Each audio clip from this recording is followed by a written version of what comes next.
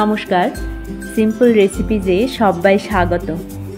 আজ বানাবো south Indian একটি রেসিপি, টমেটো রসমের রেসিপি। তো আসুন শুরু করা যাক। টমেটো রসম বানানোর জন্য মিক্সিং জারে 4টে টমেটো দিলাম টুকরো করে কাটা।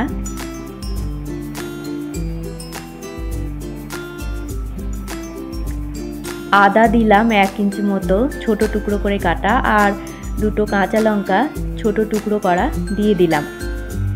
1 টিস্পুন গোটা জিরে, হাফ টিস্পুন হলুদ গুঁড়ো দিয়ে একটা পেস্ট বানিয়ে নেব। তবে মিহি পেস্ট করব না, একটু দানা রেখে পেস্ট করব। পেস্টটা হয়ে গেছে, আমি দেখিয়ে দিচ্ছি কীরকম পেস্ট বানিয়েছি। এইরকম একটু দানা রেখে পেস্ট বানিয়েছি। একটা পাত্র নিলাম, এতে মিক্সিং জারের পেস্টটা ঢেলে দিলাম। এবারে মিক্সিং জারে আমি 3 কাপ জল দেব। দিয়ে মিক্সিং জারটা পরিষ্কার করে ধুয়ে নিয়ে এই জলটা আমি এই পাত্রের মধ্যে ঢেলে দেব।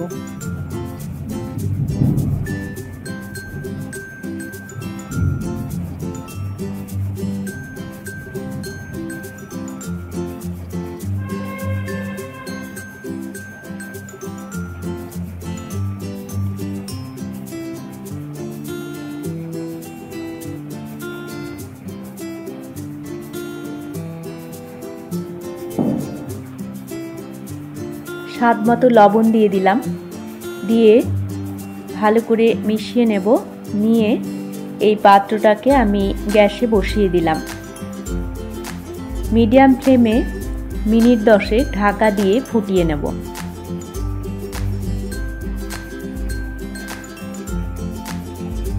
একটা তড়কা প্যান বসিয়েছি, ঘি দিয়ে দিলাম একটু, 1 টেবিল স্পুন মতো। ঘিটা গরম হলে 1 টিস্পুন কালো সর্ষে দিলাম। একটা শুকনো লঙ্কা ফাটিয়ে নিয়ে দিয়ে দিলাম। 1 টেবিল স্পুন রসুন থেতো করে নিয়ে দিয়ে দিলাম। 15-20টা মতো কারি পাতা দিলাম, দিয়ে একটু ভেজে নেব।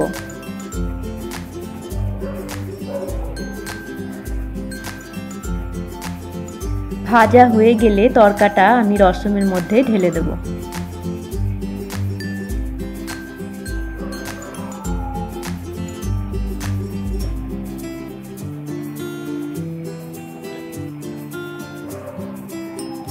ভালো করে মিশিয়ে নিলাম।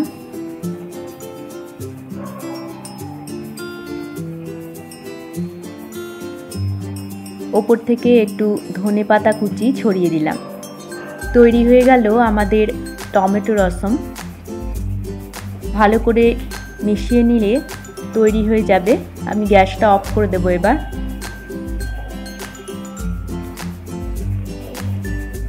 কোনো রকম রসম পাউডার ব্যবহার না করেই আমি তৈরি করেছি এই ইনস্ট্যান্ট টমেটো রসমের রেসিপি ভালো লাগলে আপনারাও বাড়িতে এভাবে বানিয়ে দেখতে পারেন।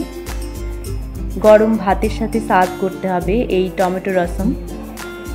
সবাইকে ভালো থাকার শুভেচ্ছা জানিয়ে আজকের মতো শেষ করছি। দেখা হচ্ছে পরবর্তী পর্বে। ধন্যবাদ।